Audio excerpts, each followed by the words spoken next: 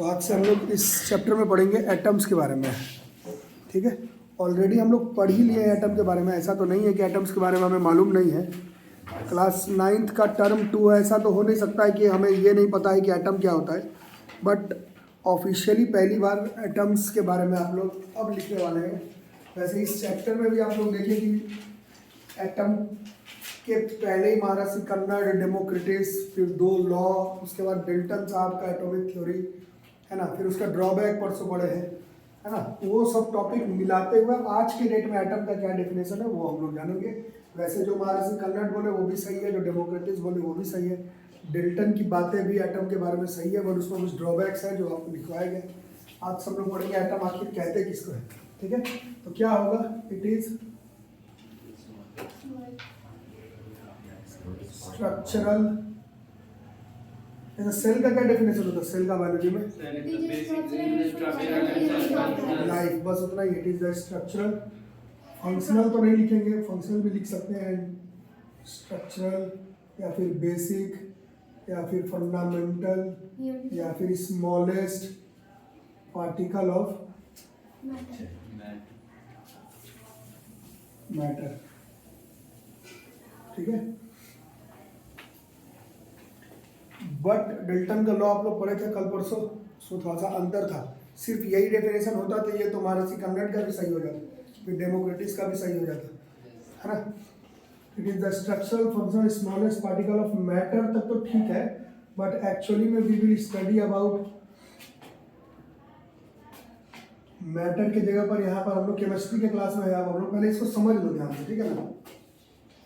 जैसे ये क्या है, ये एक सैनिटाइजर का डब्बा है, नहीं, इसका भी जो सबसे स्मॉलेस्ट पार्टिकल होगा वो क्या होगा, वो एटम। बट केमिस्ट्री के क्लास में सैनिटाइजर का डब्बा is not considered as an element, है ना। एलिमेंट के बारे में आप लोगों को अच्छे से मालूम है, लिथियम, सोडियम, पोटेशियम से लेकर के जो भी सुने, hydrogen, calcium, magnesium, these are element. Chemistry के क्लास में सैनिटाइजर का सबसे छोटा पार्टिकल एटम हमारे किसी काम का नहीं है।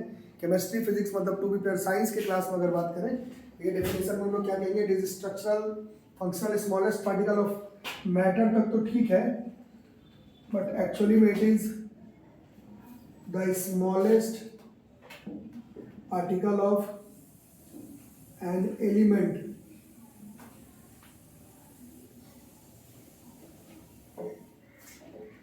that can take part in chemical reaction.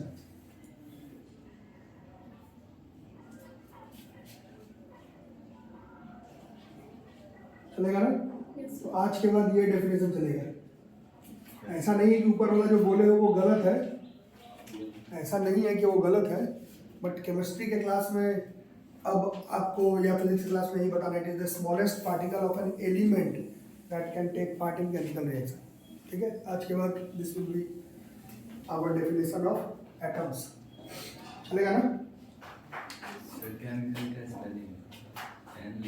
अच्छा, जैसे आज के बाद ये क्या है, ये किसका सिंबल है, सब लोग पढ़ेंगे। यानी आपको मालूम है this sodium, this represents one atom of element sodium. ठीक है, बातचीत में सोडियम बोल देंगे, बट कभी ऐसे Na लिखा हुआ रहेगा तो उसका क्या मीनिंग होगा, उसका मतलब होगा एक एटम। आज के बाद इसका यही मतलब होगा। आज के बाद आप Na किसका सिंबल है तो आंसर आपका सोडियम सही है, बट केवल अगर Na लिखा हुआ हो तो उसका मतलब one atom of sodium element बोलना शुरू करना पड़ेगा।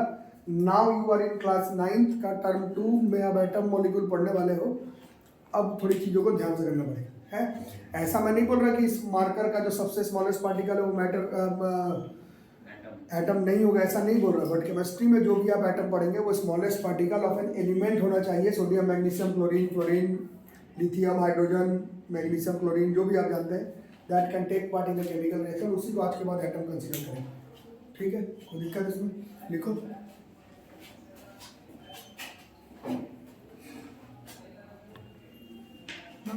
क्या आउट ऑफ फोकस रहता है। तो नेक्स्ट टॉपिक है हाउ बिग आर एटम्स। ये दिमाग में जा रहा होगा जो लोग साइंस थोड़ा समझना शुरू किए हैं। अभी आप क्या बोले, एटम के बारे में क्या डेफिनेशन पढ़े आप लोग? सबसे सबसे छोटा, एक मैटर का सबसे छोटा पार्टिकल को क्या कहते हैं हम लोग? एटम। एक मैटर का सबसे छोटा पार्टिकल, सबसे छोटा मतलब वो और फर्दर सब डिवाइड नहीं हो पाएगा। तो कितना छोटा, दिमाग में तो ऐसा जा रहा होगा कितना छोटा? नहीं, सबसे छोटा तो बोल रहे हो, बट कितना छोटा? तो यहाँ पर ये क्वेश्चन ही गलत हो जाएगा, कितना छोटा। क्योंकि अगर आप एग्जाम्पल से ही देखेंगे, जैसे सेब है, केमिस्ट्री के क्लास में सेब is not considered as an atom of an element, but ऊपर डेफिनेशन में एटम क्या लिखवाया गया है? हर मैटर का सबसे स्मॉलेस्ट पार्टिकल को एटम ही कहते हैं। समझ आ रहे हो सबको? तो जैसे एप्पल का देखो, जो सबसे छोटा एटम है उसका रेडियस, एटम का स्ट्रक्चर हम लोग अगले चैप्टर में पढ़ेंगे कि मान करके चलो कि स्फेरिकल होता है, अभी के लिए सर्कल मान के चलो, वैसे अगले चैप्टर में पढ़ेंगे कैसा होता है। तो सर्कल है तो उसका रेडियस कंसीडर करना पड़ेगा, है ना। तो एप्पल का देखो कितना है, 10 की पावर -1, बट वही वाटर का देखोगे तो 10 का पावर -9 है, एंट का देखोगे तो 10 का पावर -3 है, और हाइड्रोजन का आइटम देखोगे तो 10 का पावर -10 है। इसका मतलब क्या हुआ कि ऐसे आप ये सब याद करके नहीं जा सकते एग्जाम देने के लिए, बट इतना आपको एक चीज समझ में एक आइडिया लग रहा होगा कि एटम बहुत छोटा होता है, ये तो हम लोग समझ गए। बट किसका सबसे छोटा पार्टिकल है? मैटर का। तो मैटर तो फिर अलग अलग है ना, बेंच अलग मैटर है, तुम अलग हो, पंखा अलग है, एप्पल अलग है, ग्रेन ऑफ सैंड अलग है, हेमोग्लोबिन अलग है, हाइड्रोजन अलग है, पानी अलग है। तो इन सबका सबसे स्मॉलेस्ट पार्टिकल को कहते तो एटम ही है, बट उस एटम का साइज आपके लिए कोई कम, मतलब कोई एक ऐसा वैल्यू नहीं है जो कि आपको याद करना है। ये तो डिपेंड करेगा ना कि मैटर कैसा है। मैटर का सबसे स्मॉलेस्ट पार्टिकल एटम है, तो मैटर के ऊपर डिपेंड करेगा, है ना। बट एक रिलेटिव वैल्यू एक अपने दिमाग में देखो कि हाइड्रोजन के एटम से एप्पल का एटम देखोगे तो ये कितना छोटा है, ये 10 का पावर -10 है, ये 10 का पावर -1 है, 10 गुना ज़्यादा। मतलब एप्पल का साइज नहीं, एप्पल मैटर के एक एटम का साइज जो होगा वो हाइड्रोजन के एक एटम के साइज से 10 गुना नहीं, 10 का पावर 10 हो गया ना। ये 10 का पावर -1 पे पावर 10 लगाएंगे तब -10 आएगा। ठीक है, समझ में आ रही बात? तो उतने का अंतर हो रहा है। तो खैर समझ में आ रहा सबको?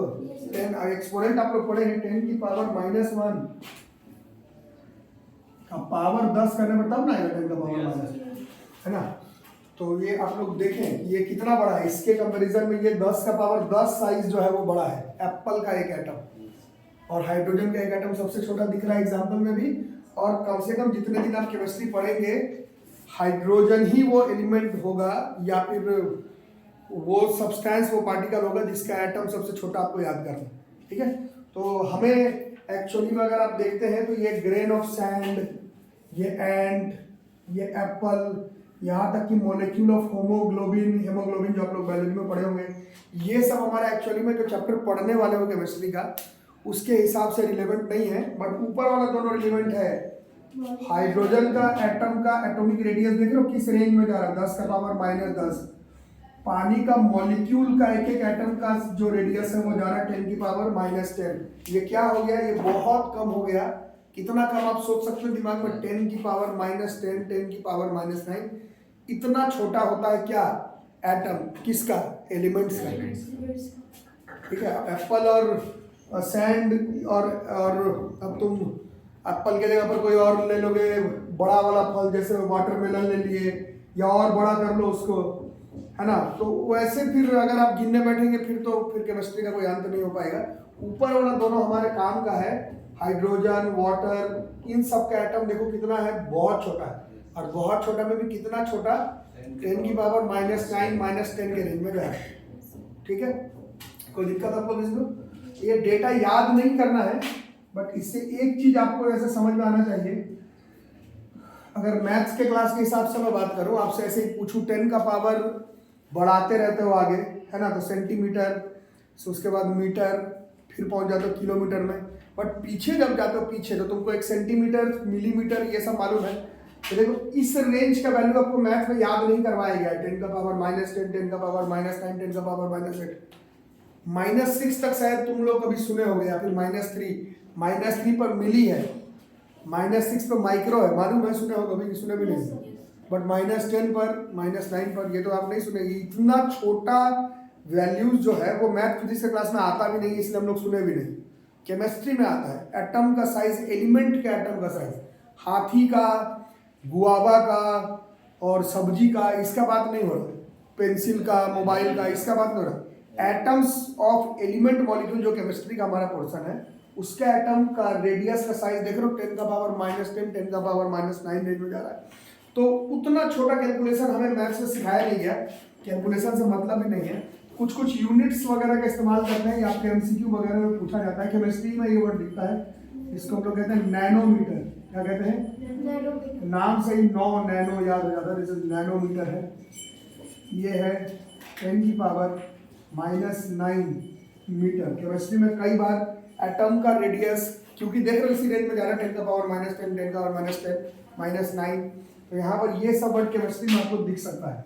हाउ बिग आर एटम्स, अगर कोई तुमसे पूछे एटम कितना बड़ा होता है तो तुम क्या बोलोगे? बहुत छोटा होता है। लेकिन आपका क्वेश्चन गलत है, क्योंकि एटम सबसे छोटा है, बट वो मैटर के ऊपर डिपेंड करेगा। तुम मैटर का नाम बताओ, तब मैं बताता हूँ एटम कितना छोटा होता है। बट ऐसे तो मैटर दुनिया में इनफाइनाइट है, सब्जी से लेकर के पेड़ तक, एसी से लेकर के तुम तक, मोबाइल से लेकर के बेंच तक, तो इसका थोड़ी याद करते रहेंगे केमिस्ट्री में। हाइड्रोजन, हीलियम, लिथियम, बेरिलियम का भी हम लोग याद तो नहीं करेंगे, बट किस रेंज में जाता है वो जरूर याद करेंगे। हम लोग 9th क्लास से केमिस्ट्री में है, सबको समझ में आ रहा है। एलिमेंट मॉलिक्यूल का एटम का रेडियाई 10 का पावर -9, 10 का पावर -10 के रेंज में रहता है। वैल्यू याद नहीं करना, बट इतना जरूर मालूम होना चाहिए। और ऐसा 10 का पावर -10, ये एक और यूनिट आएगा एंगस्ट्रॉन, नाम सुने हो कभी? एंगस्ट्रॉन, ये होता है 10 की पावर -10 मीटर। तो ये सब केमिस्ट्री में दिखेगा ये वर्ड, नैनोमीटर, एंगस्ट्रॉन, क्योंकि इतना छोटा छोटा यूनिट मैथ्स में कहाँ हम लोग यूज करते हैं। ठीक है, तो हाउ बिग आर एटम्स पे पूछे तो बहुत छोटा होता है। अभी लिखना बंद करो, और भी इसमें कुछ छोटी छोटी बात। ये इतना छोटा है, अब इन दोनों के बारे में बात करो। ये सब इतना छोटा है कि ये आंख से दिखेगा या फिर नहीं दिखेगा? ठीक है, एटम्स आर सो स्मॉल। अब एटम्स, अब जब तक आप साइंस के क्लास में हैं, जब मेरे मुंह से एटम निकले तो समझ लेना मॉलिक्यूल कंपाउंड के बारे में ही बात हो रहा है, हाथी का एटम के बारे में बात नहीं हो रहा है। ठीक है, atoms are so small that क्या they can not be seen with, तो नेकेड आई तो बहुत छोटी बात है। ये तो आप कोलॉइड और सस्पेंशन में भी पढ़े थे, सस्पेंशन को देख लेते थे और कोलॉइड और ट्रू सॉल्यूशन को नहीं देख पाते थे। और तो ठीक है, ये नेकेड आई तो छोड़ो, ये माइक्रोस्कोप से भी नहीं दिखेगा। माइक्रोस्कोप तो छोड़ो, ये इलेक्ट्रॉन माइक्रोस्कोप से भी नहीं दिखेगा।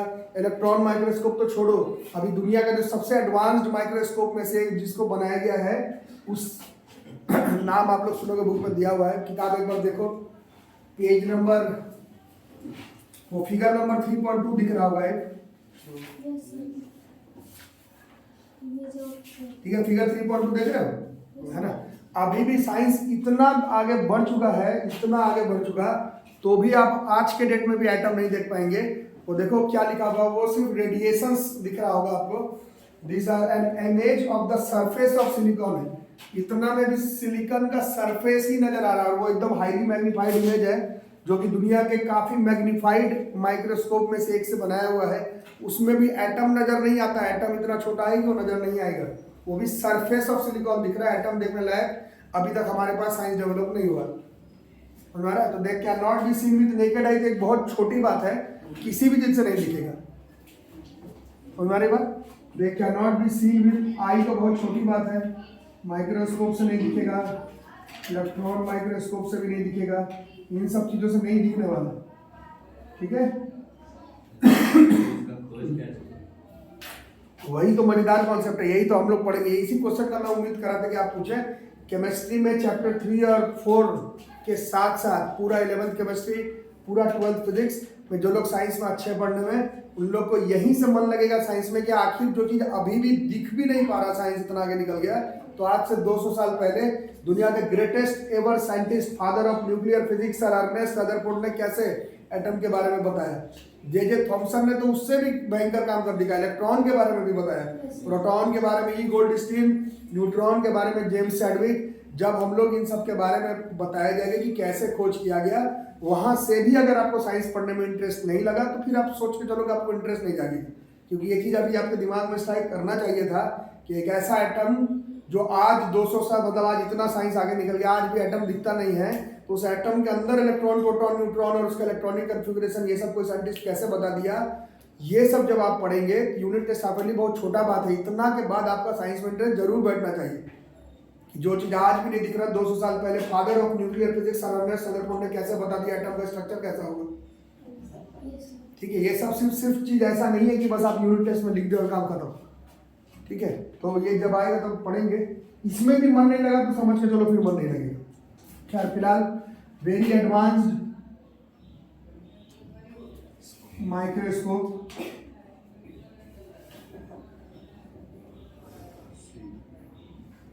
नाम है STM। सर माइक्रोस्कोप SCO नाम है STM, this is scanning tunnelling microscope. ये है अभी सबसे, इससे भी एडवांस है, ये तो बुकिश लेवल पर लिखा हुआ है। एक्चुअल में आपको समझ ना, किताब में जो चीज़ है एक्चुअल साइंटिस्ट यूज करते हैं उसमें तो अंतर होता ही होगा। नहीं, बुक में जो आया वो तो एक्चुअल साइंस से 20 साल बाद की बात रहती है। अभी ऑब्वियस है कि साइंटिस्ट इससे भी एडवांस माइक्रोस्कोप्स का यूज करते हैं, बट किताबी नॉलेज में ये वाला ही माइक्रोस्कोप लिखा हुआ है। स्कैनिंग ट्यूनेलिंग माइक्रोस्कोप जो है वो किसी तरह से मैग्नीफाइड इमेजेस ऑफ, वो भी एटम का नहीं, उसका सरफेस का, magnified images of surfaces of atoms, जैसे कि किताब में आपका सिलिकॉन का दिया हुआ ये शो करता है, can show magnified images of surfaces of atoms of elements. समझ में आ रहा बात? क्या क्या सीखे आज का टॉपिक में? पहले सीखे कि एटम का डेफिनेशन क्या है, स्मॉलेस्ट पार्टिकल है एक एलिमेंट का जो कि केमिकल रिएक्शन में टेक पार्ट कर सके। बट पहले से भी जो डेफिनेशन बताया गया है कि structural, functional, basic, smallest unit of matter है, वो भी सही है। अब ये इतना छोटा है तो कितना छोटा है, कितना छोटा है तो आप यहाँ पर एक रेंज देख सकते हैं कि कितना छोटा है। अब इसमें सबका तो याद नहीं करना, बट एटलीस्ट हमें ये मालूम होना चाहिए कि एटम ऑफ एलिमेंट जो आपको पढ़ना है केमिस्ट्री में जिंदगी भर, वो 10 का पावर -10, 10 का पावर -9 के रेंज में रहता है। वहाँ पर आपको कुछ कैलकुलेशन करने के लिए कुछ और यूनिट्स का जरूरत पड़ेगा, जैसे नैनोमीटर, एंगस्ट्रॉन, ये हो गया। दूसरा नंबर पर हम लोग देख रहे हैं इतना छोटा, इतना छोटा, इतना छोटा, आई तो बहुत छोटी बात है, ये माइक्रोस्कोप वगैरह से भी नहीं दिखता।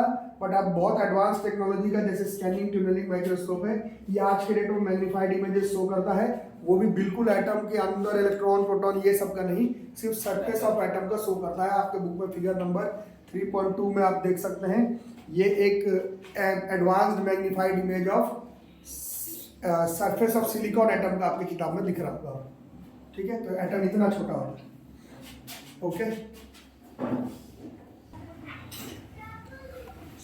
तो सिंबल्स ऑफ एटम्स, तो एटम्स तो देखो अभी आप लोग देखिए कि एटम तो भैया अलग अलग मैटर का हो सकता है, बट केमिस्ट्री के क्लास में अलग अलग एटम का तो नहीं याद करने बैठेंगे हम लोग, अलग अलग मैटर का। बट जो एलिमेंट्स का जो एटम है उसका सिंबल्स हमको याद करना है, क्योंकि नाम एलिमेंट्स का बहुत सारा है, हर जगह पर उतना बड़ा बड़ा एलिमेंट का नाम लिखना कायदे का चीज़ नहीं है। तो सबसे पहला जो एटॉमिक थ्योरी है वो आप लोग देख ही रहे हैं, कल पढ़े थे कि डेल्टन दिया। तो डेल्टन का पहला वाला ओल्ड अप्रोच था जिससे कि कुछ नाम दिया गया एलिमेंट्स के एटम का, और ये आपको याद करना है, स्कूल एग्जाम में पूछा जाता है और टर्म 2 का टॉपिक है, MCQ नहीं है, इट विल बी आस्क्ड।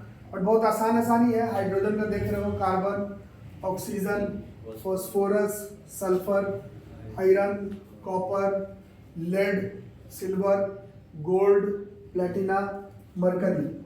ठीक है, तो ये ओल्ड अप्रोच है, बट इसमें एक समझ ही रहे हो खुद से कि इसको मतलब डिस्कार्ड कर दिया गया, इसको यूज़ नहीं करते, क्योंकि ऐसे कैसे चलेगा, क्योंकि एलिमेंट्स तो खोज होते ही चला गया, खोज होते ही चला गया, साइंस आगे ही बढ़ते चला गया, ऐसा गोल कर करके नाम लिख देना कब तक ही चलेगा? नहीं। तो ये उस समय के हिसाब से ठीक था, काला कर दिए तो कार्बन हो गया, छोड़ दिए तो ऑक्सीजन हो गया। बट इसके बाद इसका सिंबल जो एलिमेंट्स का एटम है उसका सिंबल इस तरह से आज के डेट में हम लोग नहीं करते हैं। आज के डेट में इसका हम लोग मॉडर्न अप्रोच का इस्तेमाल करते हैं। तो ओल्ड अप्रोच पहले लिख लो, लिख लिए।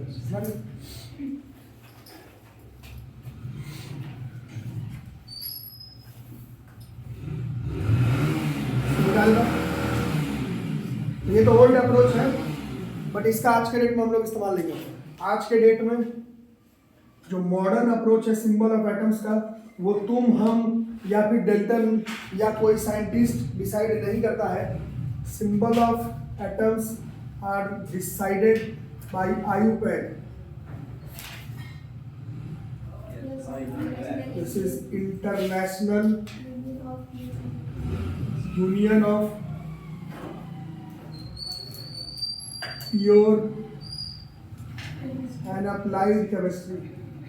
ये एक संस्था है और यही डिसाइड करता है कि एटम ऑफ एलिमेंट, ऐसे तो 118 एलिमेंट का खोज बहुत दिन से हुआ पड़ा हुआ है, तो आपको लगेगा इन लोग का कोई काम नहीं है, 118 का तो नाम पहले से ही क्या करेगा।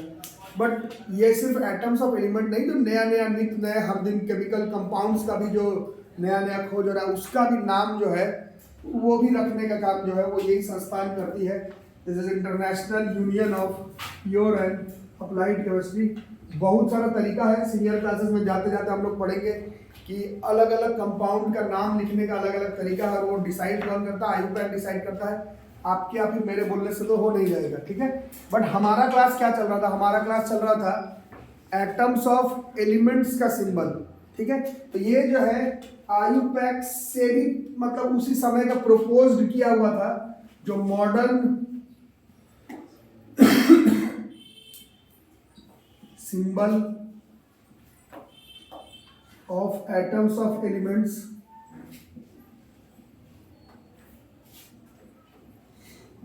was proposed by Berzelius। BRE spelling किताब से देख करके लिख लो, BER है, बर्जेलियस, BERZILIUS,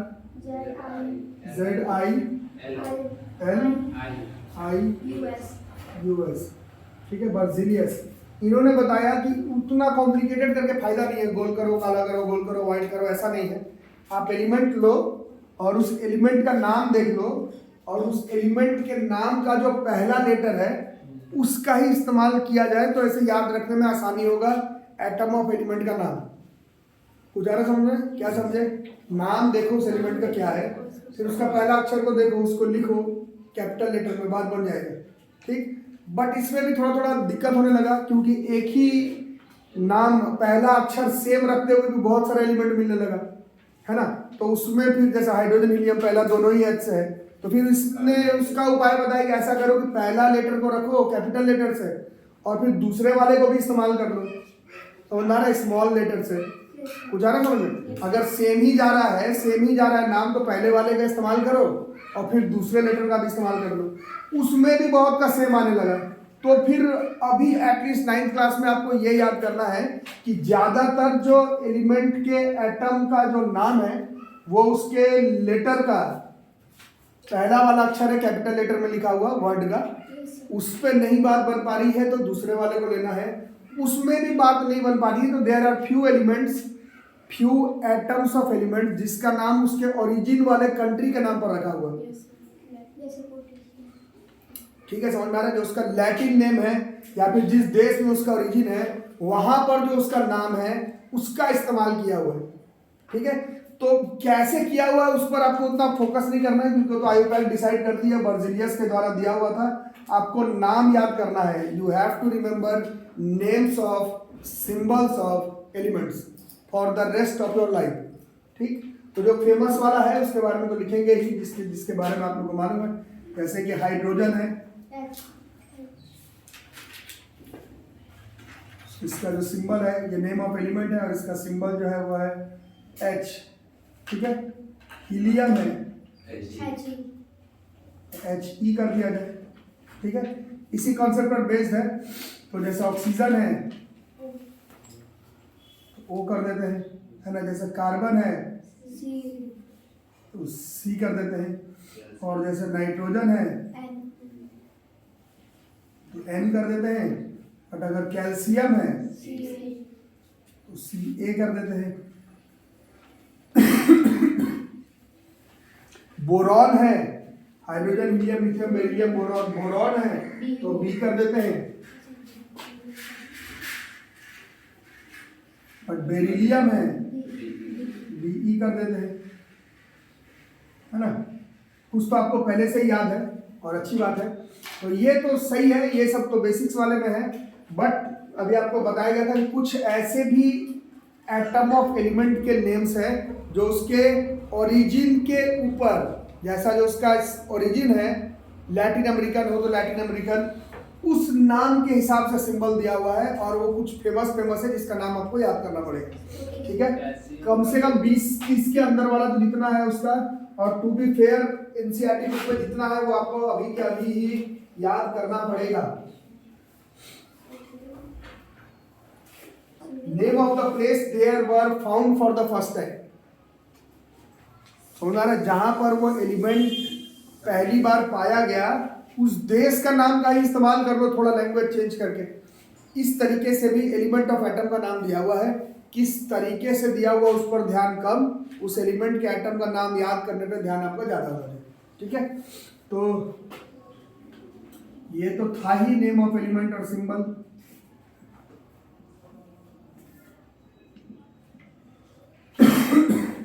कुछ अलग अलग भी है, ये फॉर एग्जाम्पल के फॉर्म में है। तो कुछ आप लोग बता रहे थे ना, दिस इज सोडियम। सोडियम का सिंबल, ठीक है, और ये एक्चुअली में इसका जो लैटिन अमेरिकन नेम है,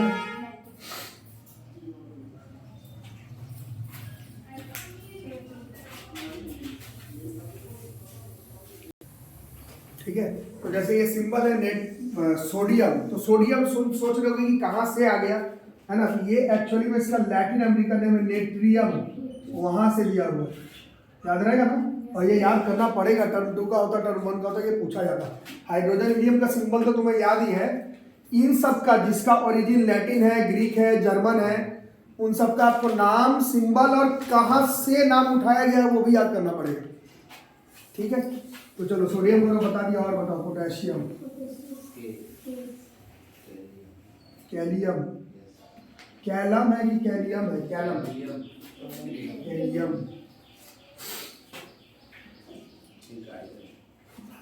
और बताओ किसका किसका मन है,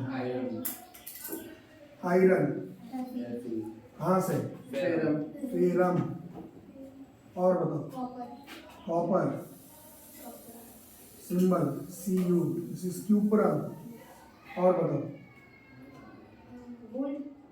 गोल्ड Au, और नाम दिस इज ऑरम, एक्चुअल में किसी का ग्रीक है, किसी का लैटिन अमेरिकन है, किसी का जर्मन है, तो वो नहीं पूछा जाएगा कि वो लैटिन अमेरिकन नेम है क्या, उसका एक्चुअल नेम पूछा जाएगा। सिल्वर बता दें, Ag, दिस इज अर्जेंटम, और ये तो समझ में आ ही रहा होगा, अर्जेंटीना का है, तो क्लियर है। और बताओ मर्क्यूरी,